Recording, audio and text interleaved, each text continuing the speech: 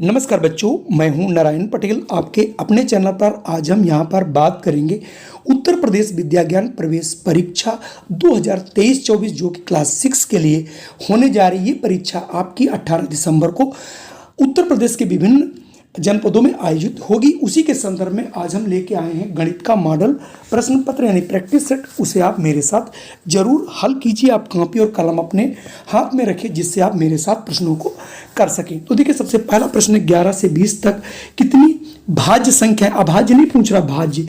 तो देखिए 11 के बाद आपकी एक 12 जो संख्या ये भाज्य है। 12 के बाद 14 भी आपकी भाज्य है और 15 भी है, 16 भी है और आपकी 18 भी है और 20 भी है। तो ये देखिए कुल मिला के हमारे पास 3 3 6 यानी ये 6 संख्याएं ऐसी जो कि भाज्य हैं। ठीक है, तो आपने यहाँ से ए पर टिक कर लेना। अगला है दो संख्याओं का गुणनफल 216 है। यदि उनका महत्तम समापवर्तक 6 हो तो उनका लघुत्तम समापवर्तक क्या होगा। तो चूंकि अगर दो संख्याएं दी हो तो उसके लिए एक संबंध होता है, आपने जरूर पढ़ा होगा कि लघुत्तम इंटू समापवर्तक बराबर होता है पहली संख्या इंटू दूसरी संख्या। तो पहली और दूसरी संख्या का गुणनफल आपको मिल गया है 216 और उसमें महत्तम समापवर्तक 6 है तो लघुत्तम समापवर्तक पूछ रहा है। तो 6 इंटू लघुत्तम समापवर्तक बराबर 216। तो हो जाएगा लघुत्तम समापवर्तक कितना होगा, 216 को 6 से भाग कर देंगे। 6 एकम 6, 6 तियां 18, 6 छरंग 36 यानी उसका लघुत्तम समापवर्तक कितना होगा 36, जो कि ऑप्शन बी में आपको दिखाई पड़ रहा है। अगला प्रश्न आप जरूर करिए, काफी अच्छा प्रश्न है। किसी धन का 1/6 भाग उसके 1/8 भाग से 24 अधिक है तो धन कितना है। तो देखिए मान लेते हैं हमारा धन जो है वो है आपका x। तो x का 1/6 छठवां हिस्सा और x का अगर 8वां हिस्सा निकाला जाए तो ये x/8 इनका जो छठा हिस्सा ये वाला ये 24 रुपए अधिक है। तो इसमें से हम घटा लें तो कितना आ जाएगा 24। ठीक है, यानी छठे हिस्से में से अगर 8वां हिस्सा घटाएंगे तो 24 आता है। इन दोनों का अगर हम एलसीएम लेते हैं तो आ जाएगा 24। तो ये 8 3 6 से भाग करेंगे तो 6 तियां 18, 3x माइनस 6 चौक 24 सॉरी 4x और 8 से करेंगे 8 तियां 24 तो 3x बराबर आ जाएगा 24। तो ये हमारा यहाँ पर घटा लेंगे 4x में से 3x तो x/24 बराबर 24। अब हम क्रॉस मल्टीप्लिकेशन करेंगे तो आ जाएगा x बराबर 24 इंटू 24।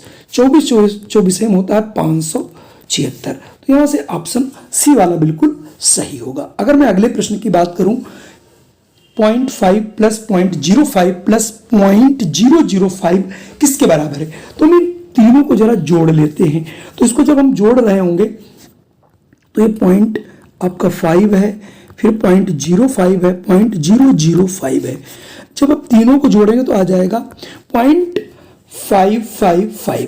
तो मैं 0.555 अब मैं इसको डेसिमल में देखिए बदल लूं तो डेसिमल के नीचे 1 लिख देंगे, आगे 1 2 3 संख्याएं तो 3 जीरो बढ़ जाएगा और ये डेसिमल हमारा हट जाएगा। ये डेसिमल हटाने का नियम है, डेसिमल के नीचे 1 रखते हैं और जितने आपके अंक हैं उतने जीरो बढ़ा लेते हैं। अब ये देखिए संख्या 5 से कट रही, 5 एकम 5, 5 एकम 5, 5 एकम 5 दूनी 10।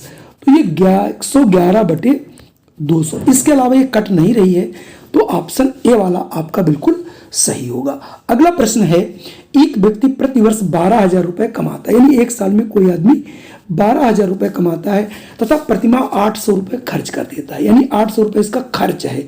तो 12 महीने बच्चों कितना खर्च, 12 × 96, 9,600 रुपए इसका ये क्या हो गया खर्च, ये हो गई इसकी कमाई। ठीक है, तो वार्षिक बचत कितनी होगी, तो 12,000 तो कमा ही रहा तो 9,600 आप इसमें से निकाल देंगे। 4 और 9 2 11, इसका मतलब 2400 रुपए ही प्रतिमाह बचा पाता होगा। तो इसका 2400 देखिए ऑप्शन डी आपके लिए बिल्कुल सही, ऑप्शन डी यहां से निकाल लेंगे। अगला प्रश्न है 1000 का 10% कितना होगा।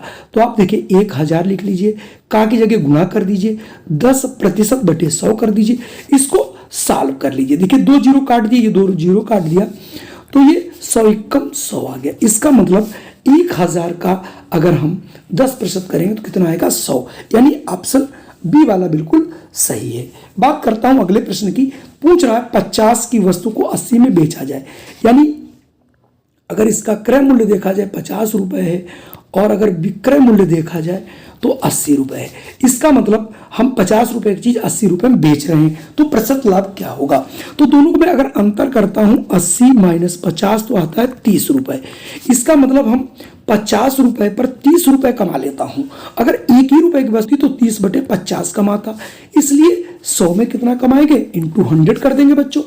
1 0 1 0 5 एकम 5 दूनी 10 30 दूनी 60, यानी हम 60% वहां पैसा कमा रहे होंगे। इसी प्रकार के प्रश्न, चलिए बढ़ते हैं अगले प्रश्न पर।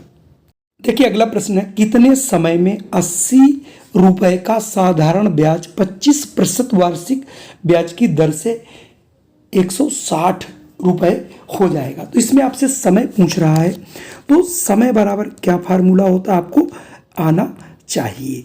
तो समय बराबर होता है 100 इंटू ब्याज, यानी साधारण ब्याज बटे इसका क्या होता है मूलधन और इंटू दर। तो यहां पर आपने देखा 100 इंटू ब्याज कितना 160 रुपए हो जाएगा। तो 160 रुपए ब्याज दिया गया है। मूलधन कितना है 80 रुपए और वार्षिक ब्याज की दर दी गई है 25%। देखिए 8 ये जीरो 8 एकम 8 दूनी 16 काट देंगे, 25 एकम 25 25 चक्कू 100 और 4 दूनी 8। इसका मतलब ये करिश्मा आपका 8 वर्ष में हो जाएगा। चलिए बढ़ते हैं अगले प्रश्न पर। अगला प्रश्न है, एक आयताकार खेत की लंबाई 100 मीटर और चौड़ाई 50 मीटर है। खेत के चारों ओर 10 चक्कर लगाने हैं, तो विपिन को कितनी दूरी तय करनी पड़ेगी? ये आपका आयत हो गया, यहां से 100 मीटर ये लंबाई है, 50 मीटर चौड़ाई, तो ये भी आपका 100 हो गया और ये भी 50 हो गया। इसका मतलब इसको एक चक्कर चलने में कितना लगेगा? 100 100 200 और 50 250 और एक 300, यानी एक चक्कर लगाने में बच्चों 300 चलता है। तो 10 चक्कर, आप फार्मूले याद करने के चक्कर मत पड़िए, केवल सवालों को समझिए। तो ये 3000 मीटर, यानी इसको 3 किलोमीटर भी लिख सकते हैं या फिर 3000 मीटर ऐसा भी लिख के आ सकता था। तो यहां से ऑप्शन आपने देख लिया है। अगला है 3, 5, 0, 6 से बनने वाली सबसे छोटी और सबसे बड़ी संख्या का योग। तो सबसे पहले हम सबसे बड़ी और सबसे छोटी संख्या लिख लेंगे। तो यहाँ सबसे अगर छोटी बात करें तो सबसे छोटी बनाने के लिए पहले सबसे छोटा अंक लिखा जाता है, लेकिन 0 से स्टार्ट नहीं होना चाहिए। तो 0 से स्टार्ट, तो सबसे छोटा यहाँ पर है 3 लिख लेंगे, उसके बाद 0 लिख लेंगे। अब 3 से बड़ा यहाँ पर आपका है 5 से बड़ा 6 है। और बड़ी संख्या लिखने के लिए सबसे बड़ी संख्या लिख लेते हैं, तो 6 है, उससे छोटी 5 है, 5 से छोटी 3 है, 3 से 0। तो ये हो गई सबसे छोटी और ये हो गई आपकी बड़ी। तो इन दोनों को आपको जोड़ देना, जैसा कि उसने कहा है कि आपको जोड़ के बताना है। सॉरी, ये 8 होगा और ये 5 होगा और ये 9586 ये ऑप्शन आपका ऑप्शन सी में है। तो ये वाला आपका उत्तर बिल्कुल सही होगा। अगला 24 और 36 का मासा बताइए। तो मासा के लिए महत्तम समापवर्तक निकालना है, तो आपको 24 के गुणनखंड कर लेने हैं। तो 2 दूनी 4 दूनी 8 तिहाई 24। ऐसे ही 36 के कर लेने हैं, 2 दूनी 4 तिहाई 12 तिहाई 36। ये हो गए गुणनखंड। अब इसके बाद हम लोग क्या करते थे, महत्तम समापवर्त में जो कॉमन हो। कॉमन का मतलब जो दोनों में, ये देखिए 2 दोनों में, एक ये 2 लिख लेंगे और ये दोनों 2 में है तो ये 2 लिख लेंगे। ये तो छूट जाएगा, लेकिन ये 3 फिर मिल रहा है 3, और कोई चीज कॉमन नहीं है। तो 2 दूनी 4 तिहाई 12। इसका मतलब इसका महत्तम समापवर्तक 12 होगा, जो कि ऑप्शन डी में आपको मिल रहा है। जो 32 है 32 वेरी मोस्ट इंपॉर्टेंट प्रश्न है और ये अच्छा प्रश्न है और कई बार इसे पूछा जा सकता है, इसलिए आप इसको बहुत ध्यान से जरूर देखिए। एक खंभा 1/3 भाग कीचड़ में है। मान लो ये कोई खंभा है, इसका इतना भाग 1/3 एक कीचड़ में हो गया। इसके बाद 3 पानी, यहाँ कहीं पानी भरा होगा 3/5 तथा 10 मीटर पानी के ऊपर है, तो ये 10 मीटर ऊपर है। तो खंबे की कुल लंबाई क्या है? तो ऐसा करते हैं, इस खंबे के हम मान लेते हैं उसकी कुल लंबाई बेटा x है। तो x का 1/3 भाग ये तो कीचड़ में है और उसी का जो हिस्सा 3 बटे, तो 3x बटे 5 भाग ये आपका पानी में है। बाकी जो बचा ये 10 है। कुल मिला के हमने इस खंभे की लंबाई मानी थी x, तो x के बराबर कर दीजिए। बाकी इसमें आपको कुछ करने की जरूरत नहीं है। इसका लघुत्तम आप 15 मिलेगा, 3 और 5 का, तो 5 से 3 कर देंगे, 5 3 15, तो 5x हो गया। 5 को करेंगे 3 15 5 15, तो 3 3 9x हो गया। और 15 धाम 150 बराबर x। अब आप ऊपर को जरा हम ऐड करते हैं तो 9 और 5 ये हो जाएगा 14x प्लस 150 और बराबर हम तिरछी गुणा कर देंगे जब, तो ये आपका आ जाएगा 15x। ठीक है, तो 15x को हम इधर, ये 15x लिखा, एक 14x इधर ले आएंगे तो ये हमारे पास 150। इसका मतलब x बराबर 150। इसका मतलब उस खंभे की जो लंबाई है वो 150 मीटर रही होगी। अगला प्रश्न दशमलव का जोड़ है, जो कि आपको मालूम है कि दशमलव का जोड़ दशमलव के नीचे दशमलव लिखकर जोड़ देना चाहिए। तो हो जाएगा 1.1 और ये 11.11, दोनों जोड़ देंगे 12.21, 12.21 यानी 12.21, 12.21, जो कि ऑप्शन ए में देखिए आपको मिल रहा है। चलिए बढ़ते हैं अगले प्रश्न पर।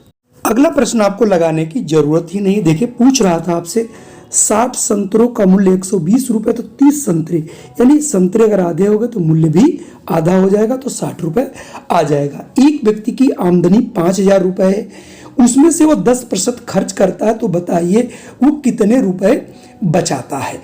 तो देखिए उसकी 5000 रुपए है और वह 10% खर्च करता है, तो इसका मतलब वो 90% बचाता है पैसे।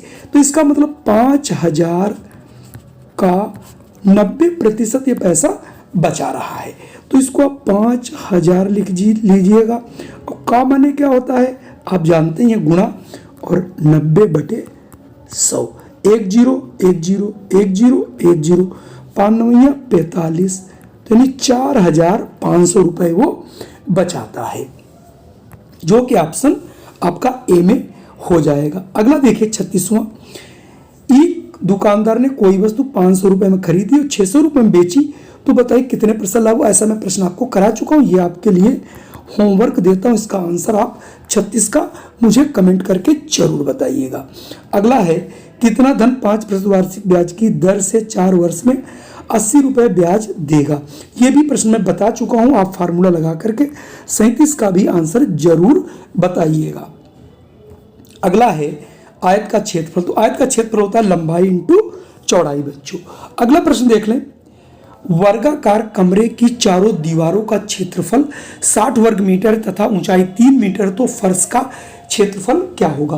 काफी अच्छा प्रश्न है, इसे मैं आपको जरूर लगा के बताऊंगा। देखिए बच्चों, कमरा हमारा कैसा है, वर्गाकार है, इसका मतलब लंबाई और चौड़ाई उसकी बराबर होगी और उसकी ऊंचाई दी गई है 3 मीटर।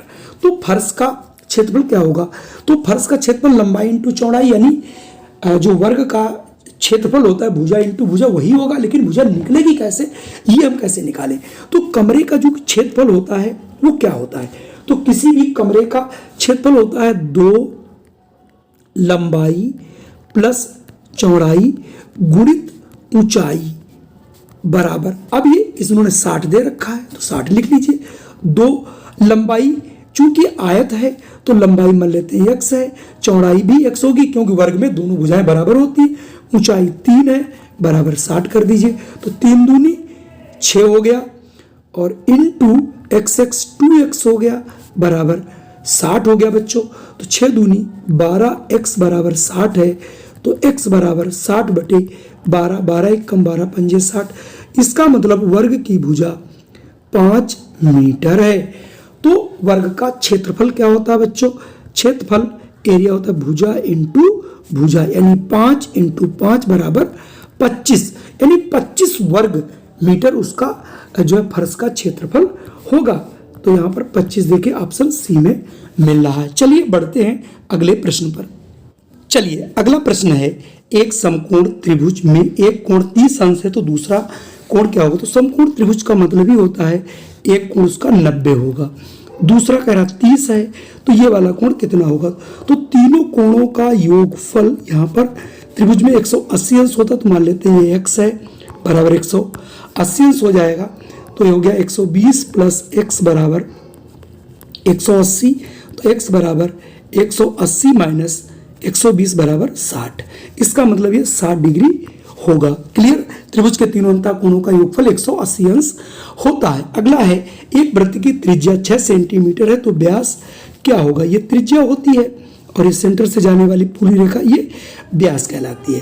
तो जो व्यास होता है वो त्रिज्या का बच्चों दूना होता है, तो यहाँ पर हम त्रिज्या का दूना कर देंगे। तो त्रिज्या यहाँ पर आपकी कितनी है? 6, तो 6 दूनी 12 उसका व्यास हो जाएगा। अगला है, एक मजदूर सुबह 10 बजे से शाम 4 बजे तक कार्य करता है, तो वो कितने घंटे काम करता है? तो हमारे घड़ी 10 से लेकर के 12 बजे तक देखिए 2 घंटे काम करेगा, और 12 के बाद 1 से लेकर के 4 तक 4 घंटे काम, तो कुल मिला के 6 घंटे कार्य करेगा। चाहे आप ऐसे देख लीजिए 10 के बाद 11, 12, फिर 1, 2, 3, 4, तो आपके 6 घंटे ही आएगा। तो यहाँ से देखिए आप 6 घंटे बहुत आसान था, इसे आप कर सकते थे। अगला है 60 भाग 30 धन 10 माइनस 6 का मान क्या होगा? तो बोर्ड मॉस के अनुसार सबसे पहले हमें ब्रैकेट यहाँ है नहीं, ऑफ है नहीं, डिवाइड करना है। तो 60 बटे 30 प्लस 10 माइनस 6, 30 एकम 30 दूनी 60, तो हो गया 2 धन 10 माइनस 6, तो ये हो गया 12 माइनस 6 बराबर 6। तो यहाँ से भी ऑप्शन आपका बी वाला होगा, जो कि आपको आता होगा और आपने जरूर लगाया होगा। 5 की घात 3 प्लस 6 की घात 3 का मान क्या होगा? किसी घात 3 मतलब 5 को आप 3 बार यहाँ गुणा कर देना है, ऐसे ही 6 को आपको 3 बार गुणा करना है। तो 55 25 पंजे 125, 6 36 छक्का होता है 216, तो 125 में 216 आपको यहाँ से जोड़ देना है। 3 1 4 और यहाँ पर 3, यानी 341, यानी ऑप्शन सी वाला बिल्कुल सही होगा। अगर हम बात करें 45 की संख्या 346 में इकाई व दहाई के अंक आपस में बदल दिए जाएं, ये यहाँ आ गया और ये यहाँ आ गया, तो 3 6 4 यानी 364 बन गया। तो नई संख्या क्या बनेगी? 364, जो कि ऑप्शन ए में आपको दिखाई पड़ रही है। अगला प्रश्न थोड़ा अच्छा है, पूछा जा सकता है, दो संख्याओं का योग 120 है, तो इसका भी 120, आंसर देख लेते हैं। ए भी 120, ये भी 120, ये भी। तो पहले ऑप्शन से तो कुछ बात समझ में नहीं आई।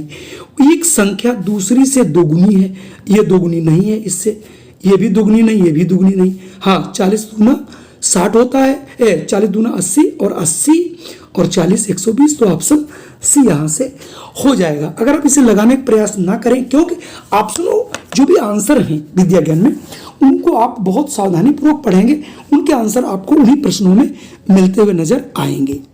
देखिए, ये प्रश्न मैं पहले भी करा चुका हूँ 47, लेकिन मैं फिर आपको बता दे रहा हूँ। दो संख्याओं का लासा 120 है, मासा 2 है, एक संख्या 8 है, दूसरी संख्या क्या होगी? तो फार्मूला होता है पहली संख्या इंटू दूसरी संख्या बराबर लासा इंटू मासा बच्चों। तो इसमें देखिए, एक संख्या पहली संख्या मान लेते हैं 8 इंटू दूसरी संख्या बराबर लासा 120, मासा है 2, तो दूसरी संख्या बराबर 120 इंटू 2 बटे 8। 8 से काट दीजिए, 8 ही कम 8 बचेगा यहाँ 4, 8 पंजे 40, तो 15 दूनी 30। इसका मतलब दूसरी संख्या आपकी कितनी होगी? वो हो जाएगी आपकी 30। तो यहाँ से आप 30 पर टिक कर लीजिएगा।